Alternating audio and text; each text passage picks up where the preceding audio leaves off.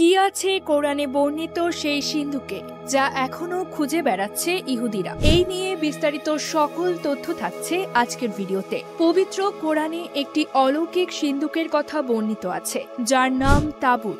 এই সিন্ধুকে মহান আল্লাহ বিশেষ বরকত রেখেছিলেন, তাই বনি ইসরায়েলরা যুদ্ধের ময়দানে যাওয়ার সময় এই সিন্ধুক নিয়ে যেত এবং সবকটি যুদ্ধে বিজয় লাভ করত।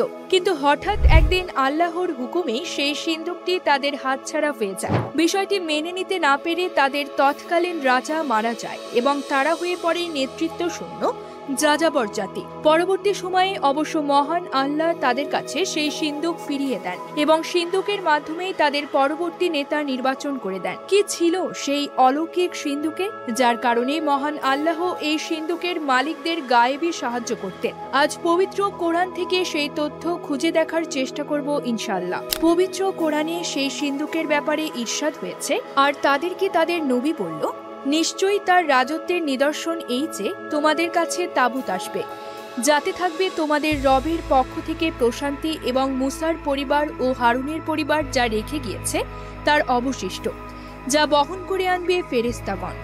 নিশ্চয়ই তাতে রয়েছে তোমাদের জন্য নিদর্শন, যদি তোমরা মুমিন হও।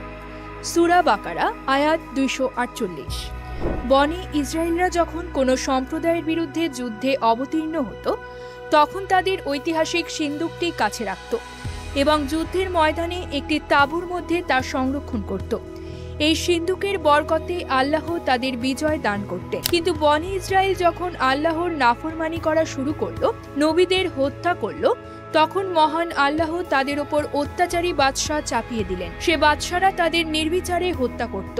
তাদের উপর আল্লাহর সাহায্য বন্ধ হয়ে গেল। তারা শত্রুদের কাছে পরাজিত হতে শুরু করলো। এই বিপর্যয়কালে গাজা ও আসকালান এলাকার অধিবাসীদের সঙ্গে তাদের এক যুদ্ধ হয়। যুদ্ধে বনি ইসরায়েলরা পরাজয় বরণ করে। শত্রুরা বনি ইসরায়েলদের ওপর নিষ্পেষণ চালিয়ে তাদের থেকে সিন্ধুক ছিনিয়ে নিয়ে যায়। এ সময় বনি ইসরায়েলের অবস্থা দাঁড়ায় রাখালবিহীন মেষপালের মতো। এভাবে দীর্ঘদিন চলার পর মহান আল্লাহ যখন তাদের এ সিন্ধুক ফিরিয়ে দেওয়ার ইচ্ছা করলেন, তখন অবস্থা দাঁড়ালো এই যে কাফেররা যেখানেই সিন্ধুকটি রাখে সেখানেই দেখা দেয় মহামারী ও অন্য বিপদাপদ। এমনইভাবে 5টি শহর ধ্বংস হয়ে যায়। যে সিন্ধুকটি এতদিন ছিল বরকতময় সেটাই এখন মহা বিপদের বস্তুতে পরিণত হয়। অবশেষে অবিশ্বাসীরা কেউ আর এই সিন্ধুকটি নিজের কাছে রাখার লোভ করল না, বরং অতিষ্ঠ হয়ে 2টি গরুর ওপর সেটি উঠিয়ে হাঁকিয়ে দেয়। ফেরেশতাগণ গরুগুলোকে তাড়া করে এনে তালুতের দরজায় পৌঁছে দেয়। তাই এর সূত্র ধরে কোনো অলি আউলিয়ার ব্যবহৃত জিনিস নিয়ে বিদআত শিরকে লিপ্ত হওয়া, সেগুলোকে বিপদ থেকে মুক্তির মাধ্যমে মনে করা মুমিনের কাজ হবে না।